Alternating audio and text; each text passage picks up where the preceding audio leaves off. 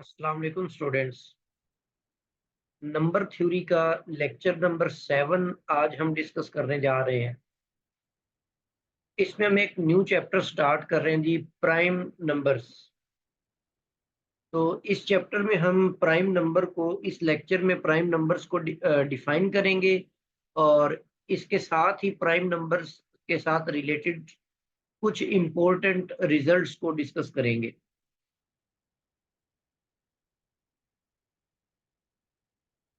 जी, prime number को define करते हैं सबसे पहले। N integer p greater than 1। अच्छा, प्राइम नंबर के लिए इंटीजर लेना है पहली बात। दूसरी बात यह है कि वो जो इंटीजर आपने चूज करना है वो 1 से बड़ा होना चाहिए। तो उसको हम कहेंगे कि वो इंटीजर प्राइम है if its only positive divisors are 1 and p itself. अच्छा, बाज बुक्स के अंदर ये डिवाइजर्स की जो कंडीशन है वो यूं लिखी होती है।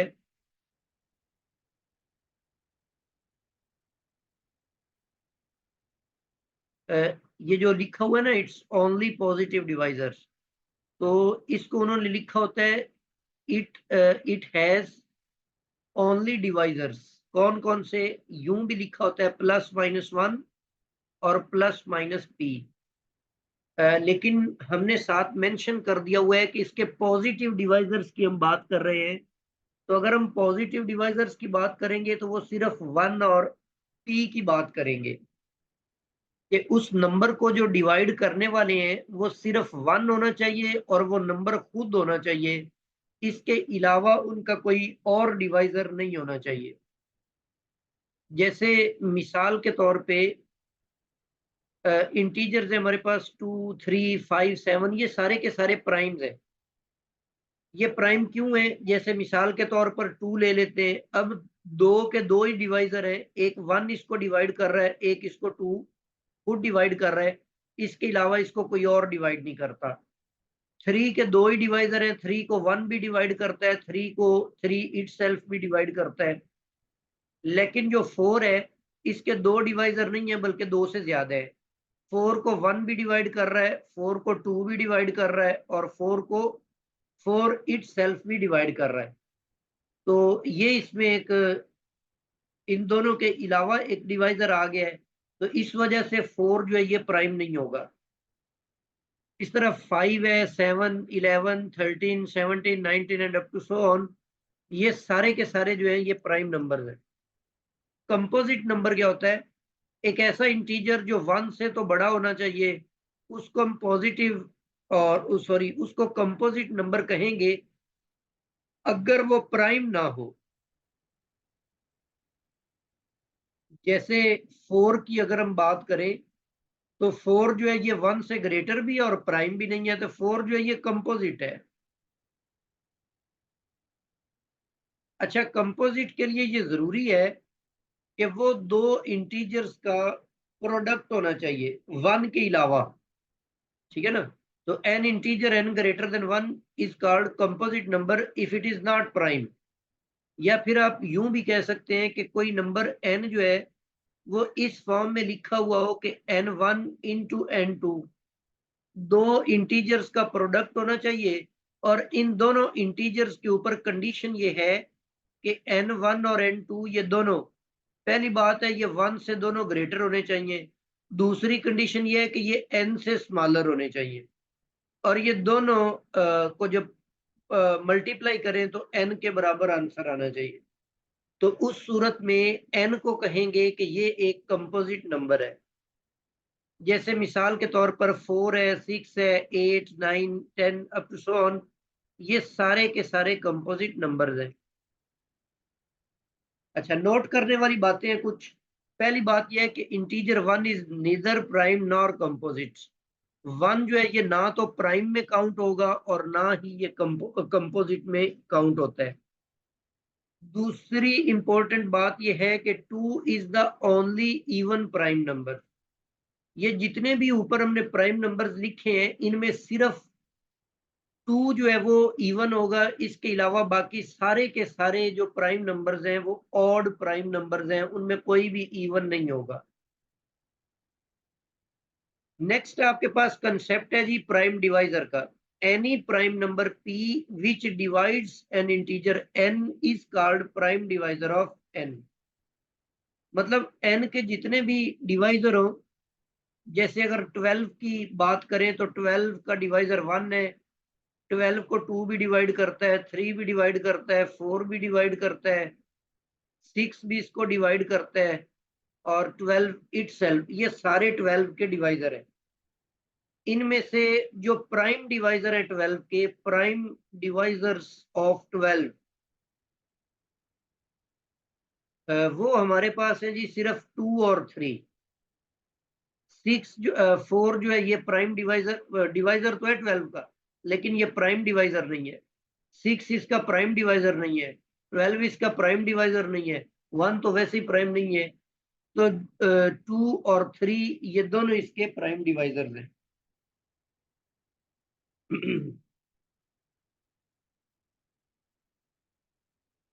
जी नेक्स्ट हमारे पास कुछ बड़े इंपॉर्टेंट रिजल्ट्स हैं। Every integer n greater than 1 has a prime divisor. जो भी आपको इंटीजर 1 से ग्रेटर मिलेगा उसका कोई ना कोई प्राइम डिवाइजर लाजमी तौर पे होगा। जैसे अभी हमने 12 का देखा, कोई भी आप इंटीजर पिक करेंगे तो उसका कोई ना कोई प्राइम डिवाइजर होता है। अगर जैसे मिसाल के तौर पर 5 है, तो 5 के दो डिवाइजर है, 1 और 5 इटसेल्फ। तो ये जो 5 है इटसेल्फ के तौर पर ये अपने आप का प्राइम डिवाइजर है। 6 की बात करें तो 6 का 2 डिवाइजर है, ये भी प्राइम है। 3 इसका डिवाइजर है, ये भी प्राइम है। तो जो भी आप इंटीजर पिक करेंगे उसका कोई, अगर वो खुद ही प्राइम है तो फिर वो अपने आप को डिवाइड कर रहा होगा प्राइम के तौर पे। अगर वो प्राइम नहीं है, कंपोजिट है, तो फिर उसके अलावा कोई ना कोई उसका प्राइम डिवाइजर एग्जिस्ट करता होगा।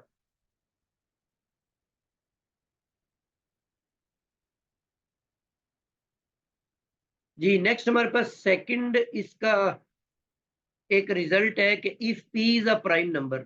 p आपके पास एक प्राइम नंबर है, और p जो है वो a और b के प्रोडक्ट को डिवाइड करता है, जबकि a और b ये दोनों कोई इंटीजर्स हैं।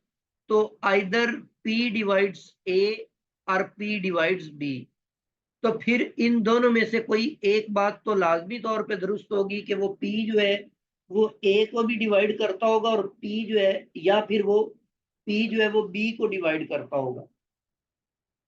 जैसे मिसाल के तौर पे अगर हम बात करते हैं 3 की, 3 एक प्राइम नंबर है, तो ये 6 × 4, इस प्रोडक्ट को ये 6×4 = 24 होता है। तो 3 चूंकि 24 को डिवाइड करता है। अब 24 को अगर आप इन दोनों के प्रोडक्ट के तौर पे देखें तो इनमें से 3 6 को डिवाइड कर रहा है, लेकिन जो 3 है ये लाजमी नहीं है कि 4 को भी ये डिवाइड करे। अच्छा, दूसरी इंपॉर्टेंट बात यहाँ पर ये भी जहन में रखें कि ये रिजल्ट, अगर आप p जो है इनका डिवाइजर है, इसको प्राइम लेकर तो देख रहे हैं, इसकी एग्जांपल भी हमने देख ली, लेकिन अगर p प्राइम ना हो, if p is not prime, तो उस सूरत में रिजल्ट कभी भी होल्ड नहीं करेगा। तो इसकी भी हम कोई एग्जांपल देख लेते हैं। जैसे मिसाल के तौर पे 4 है। अब 4 जो है ये, इसकी कोई मिसाल हम देख लेते हैं कि 6 और 10, ये 4 इन दोनों के प्रोडक्ट को डिवाइड करता है, 60 बनता है ना ये। तो 4 जो है ये 60 को तो डिवाइड करता ही है। तो इसमें से ये दोनों जो नंबर्स a और b हैं, 4 does not divide 6 and 4 does not divide 10। तो अब देखिए यहाँ पर ये जो 4 था ये प्राइम नंबर नहीं है, इसीलिए ये जो रिजल्ट नंबर 2 है ये इसमें होल्ड नहीं करता। तो जब तक ये प्राइम होगा तब ये दोनों में से किसी एक को लाजमी तौर पर डिवाइड करेगा।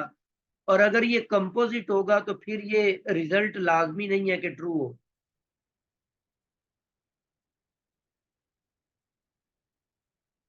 जी, ये जो रिजल्ट नंबर 3 है, ये रिजल्ट नंबर 2 की जनरलाइजेशन है, उसी की ये एक्सटेंशन है। उसमें आपने दो फैक्टर्स लिए हुए थे, ए और बी, इसमें हमने एन फैक्टर्स लिए हुए हैं। तो अगर एन इंटीजर्स मल्टीप्लाई कर रहे होंगे, मल्टीप्लाई हो रहे होंगे, तो ये अगर पी एक प्राइम नंबर है, फिर ये उन तमाम में से किसी एक को लाजमी तौर पे डिवाइड करेगा फॉर सम आई। अच्छा, अगली बात ये है कि ये जो डिवाइड कर रहा है ये भी प्राइम है, और जिस प्रोडक्ट को डिवाइड कर रहा है उसमें भी सारे के सारे फैक्टर्स जो है वो प्राइम हो। ऊपर वाला जो रिजल्ट नंबर 3 है उसमें A1, A2, A3, A up to AN, ये जो ए आईज हैं ये लाजमी नहीं है कि प्राइम है, ये कंपोजिट भी हो सकते हैं। लेकिन रिजल्ट नंबर 4 के अंदर आकर हमने ये कह दिया हुआ है कि ये सारे के सारे जो फैक्टर्स हैं ये प्राइम है। अच्छा, अब अगर ये प्राइम है तो इसका मतलब है कि ये पी जो होगा इनमें से किसी एक को डिवाइड करेगा। तो सपोज कर लेते हैं कि ये पी आई को डिवाइड कर रहा है। तो अब हमें ये पता है कि जो प्राइम नंबर्स होते हैं वो तो या तो 1 पे डिवाइड होते हैं या फिर अपने आप पे डिवाइड होते हैं। तो इसका मतलब है कि ये जो पी और पी आई है, ये पी के बारे में भी हम कह चुके हैं कि ये प्राइम है, और पी आई के बारे में भी कह चुके हैं कि ये प्राइम है। तो इसका मतलब है कि प्राइम अगर किसी दूसरे प्राइम को तो डिवाइड कर ही नहीं सकता, क्योंकि उसका फैक्टर तो वो खुद ही होता है। ठीक है, तो इसका मतलब है कि ये उसी वक्त पॉसिबल है जब ये दोनों आपस में बराबर होंगे। तो इसका मतलब ये हुआ कि अगर कोई प्राइम काफी सारे प्राइम्स के प्रोडक्ट को डिवाइड करे, तो उनमें से कोई एक प्राइम लाजमी तौर पर ऐसा होगा जो कि उस पी के बराबर होगा। इसकी हम मिसाल एक ले लेते हैं। जैसे ये 3 जो है ये डिवाइड कर रहा है 2 into 3 into 5। तो अब यहां पर देखें, ये जो 3 है ये इस 3 के इक्वल है, 3 = 3।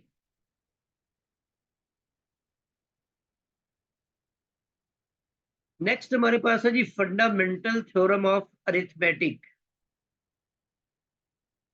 Every integer n greater than 1, एक ऐसा इंटीजर आपने ले लिया जो कि ग्रेटर देन 1 है, can be represented as a product of primes, and this representation is unique except for the order in which they are written. जी, सबसे पहले तो हम फर्स्ट रिजल्ट को, इसका जो फर्स्ट पार्ट है इस रिजल्ट का, उसको हम देखते हैं कि उसका क्या मतलब है। वो कह रहा है कि कोई भी इंटीजर है हमारे पास, उसको हम रिप्रेजेंट कर सकते हैं as a product of primes. कोई मर्जी आप इंटीजर ले ले, जैसे मिसाल के तौर पर मैं 180 ले लेता हूं। अब इसको आप प्राइम के प्रोडक्ट की सूरत में कैसे लिखेंगे, इसकी प्राइम फैक्टराइजेशन कर लेते हैं हम। 290 180 होता है, 245 जो होता है वो 90 होता है, 3 1 इज द 3, और 3 5 इज द 15, और 3 5 इज द 15, और 5 1 इज द 5। तो इसका मतलब है कि 180 को आप राइट कर सकते हैं 2 का स्क्वायर, फिर 3 का स्क्वायर, और इनटू 5, 5^1। तो अब आप देखें कि 180 आपके पास कोई इंटीजर था, और आपने इसको प्राइम्स के प्रोडक्ट की सूरत में राइट कर दिया हुआ है। 2 भी प्राइम है, 3 भी प्राइम है, 5 भी प्राइम है। फिर वो ये कह रहा है कि ये जो रिप्रेजेंटेशन है ये यूनिक होगी। यूनिक से मुराद ये है कि इस तरह किसी और प्राइम्स के प्रोडक्ट की सूरत में आप 180 को राइट नहीं कर सकते। सिर्फ इसी तरीके में आप इनको राइट कर सकते हैं, लेकिन except for the order in which they are written. हाँ, ऑर्डर से मुराद है उनकी तरतीब। इसको आप आगे पीछे करके लिख सकते हैं 180 को, मतलब 3 स्क्वायर पहले लिख लें, 2 स्क्वायर बाद में लिख लें, तो 5 यहाँ पर लिख लें। या फिर आप इसको यूं राइट कर सकते हैं कि 5 इंटू 2 स्क्वायर इंटू 3 स्क्वायर। तो ये जो इनका ऑर्डर या इनकी तरतीब है ये डिफरेंट हो सकती है,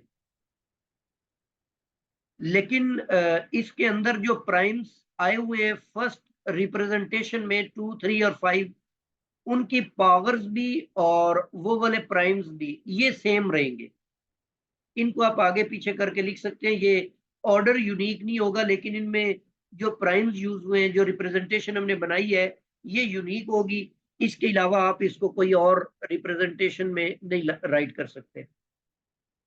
जी, नेक्स्ट वो कह रहा है कि ये जो रिप्रेजेंटेशन इंटीजर्स की, इसका नाम भी रख दिया हुआ है canonical representation. Canonical representation of integers, मतलब हर इंटीजर जो ग्रेटर देन 1 है can be uniquely written as n is equal to p1 raised to power alpha 1, p2 raised to power alpha 2 up to so on. तो where each pi is a prime। तो इनकी जो examples है नीचे ये मैंने integers लिखे हुए हैं, तो इसको आप इस तरह इनकी रिप्रेजेंटेशन बनाकर आप इनको राइट कर सकते हैं। तो ये आप असाइनमेंट के तौर पर इसको ट्राई करें। रिजल्ट नंबर 7 है, there are infinite number of primes. मतलब जो प्राइम्स हैं वो फाइनाइट नहीं है तादाद में, बल्कि ये इनफाइनाइट है। तो इसका भी शॉर्ट से एक सिंपल सा प्रूफ है कि हम फर्ज कर लेते हैं कि आपके पास जो प्राइम है ना 2, 3, 5, 7, ये फाइनाइट है, और लास्ट आपके पास जो प्राइम है वो पी है। अच्छा, ये अपने मान लिए कि ये आपके पास टोटल प्राइम नंबर्स ये वाले हैं। अब मैं अगर इनको मल्टीप्लाई करके एक न्यू नंबर बनाता हूं,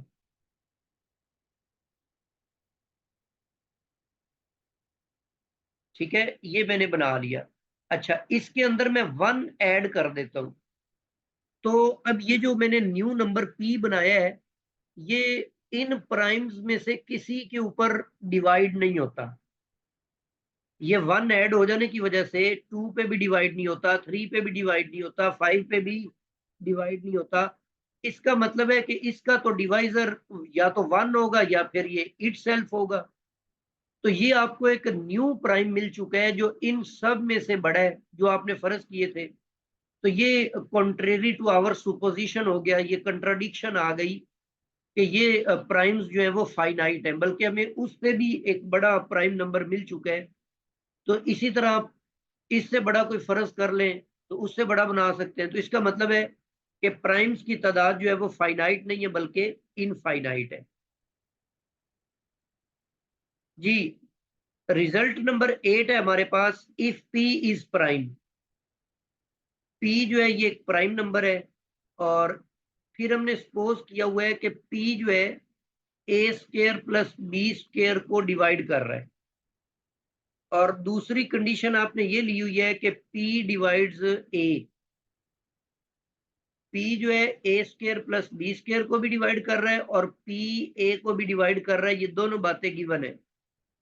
अगर ऐसे मुमकिन हो तो फिर p जो है वो b को भी डिवाइड करेगा लाजमी तौर पे।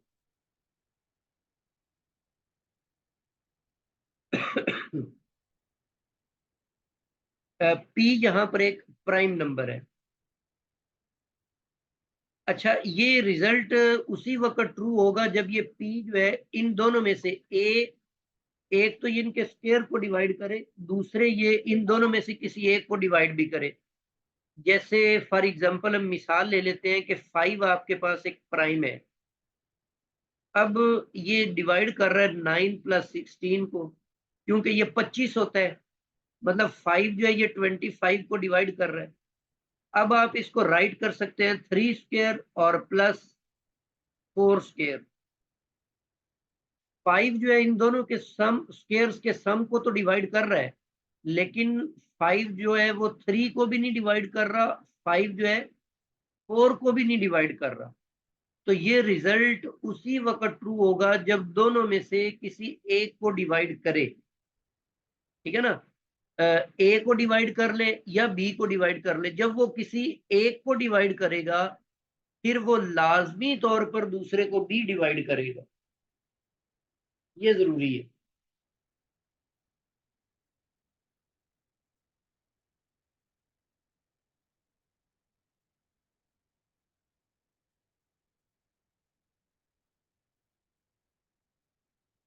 जी नेक्स्ट हमारे पास रिजल्ट नंबर 9 है कि all primes except two, two के अलावा जितने भी प्राइम्स हैं वो इस शक्ल में लिखे जा सकते हैं।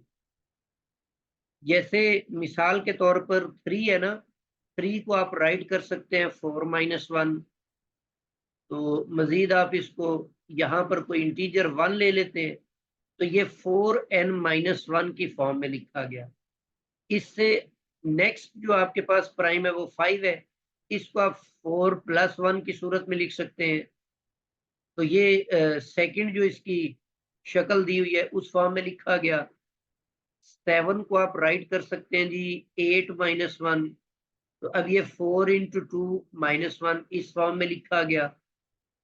इस तरह 11 की बात करें तो 12 - 1, तो इसको आपने 4 3 - 1 लिख लिया आपने। तो कोई भी आप प्राइम लेंगे वो इन दोनों में से किसी एक शक्ल में लिखी जा सकती है, सिवाय इस दो के जो इवन प्राइम है। रिजल्ट नंबर 10 है कि अ positive integer n greater than 1, 1 से बड़ा आपने एक पॉजिटिव इंटीजर लिया है। ये परफेक्ट स्क्वायर उस वक्त होगा if and only if all the exponents in the standard form of n are even.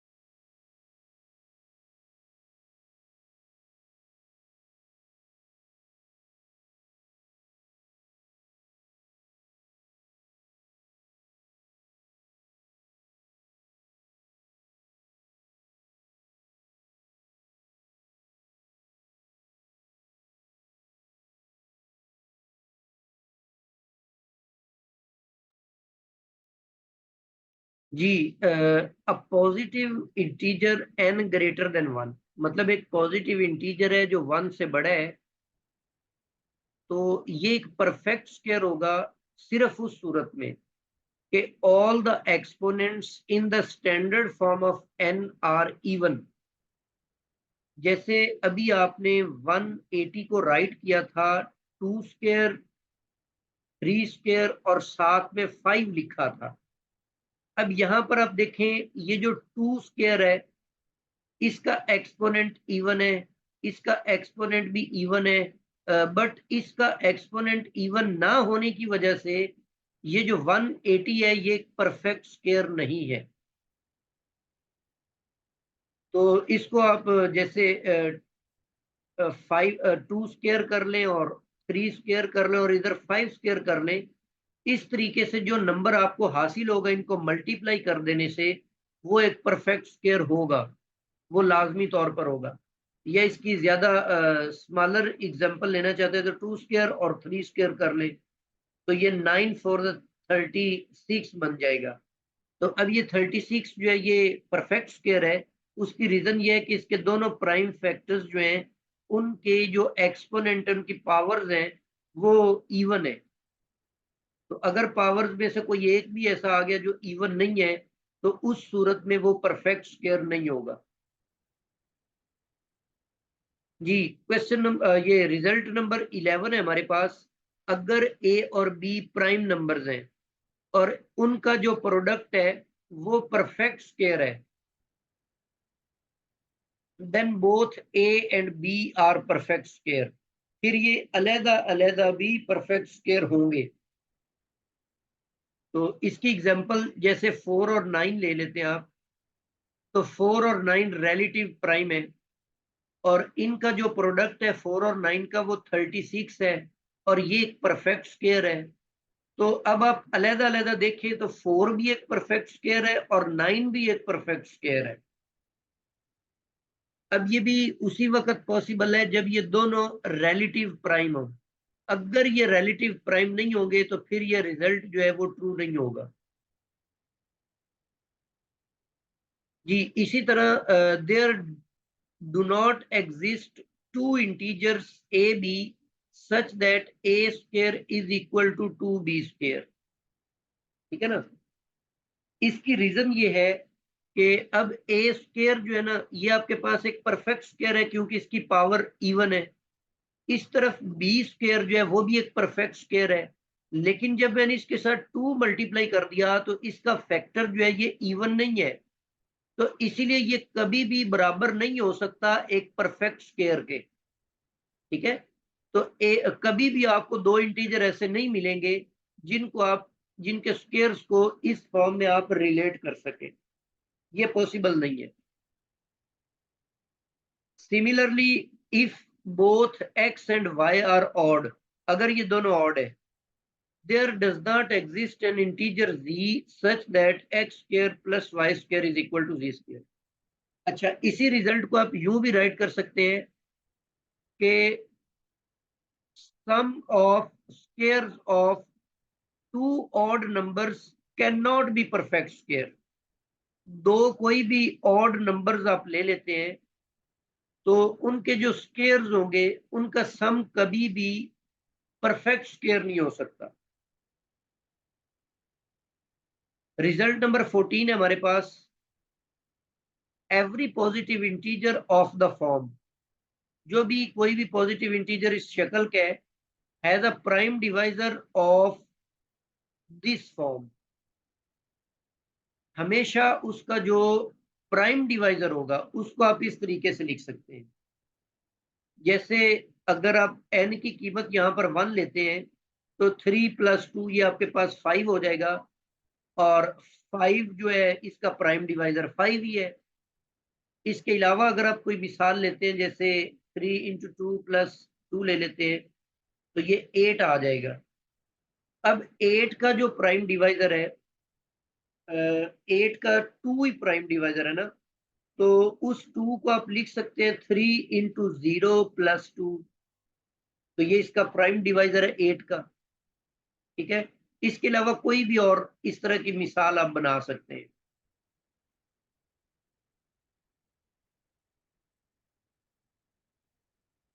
जी, यहाँ तक हमारा आज का जो लेक्चर है ये कंप्लीट हो गया है। कुछ रिजल्ट्स जो हैं इसी चैप्टर से रिलेटेड वो हम नेक्स्ट लेक्चर में देखेंगे। तो इस लेक्चर में अगर कोई इशू है तो वो आप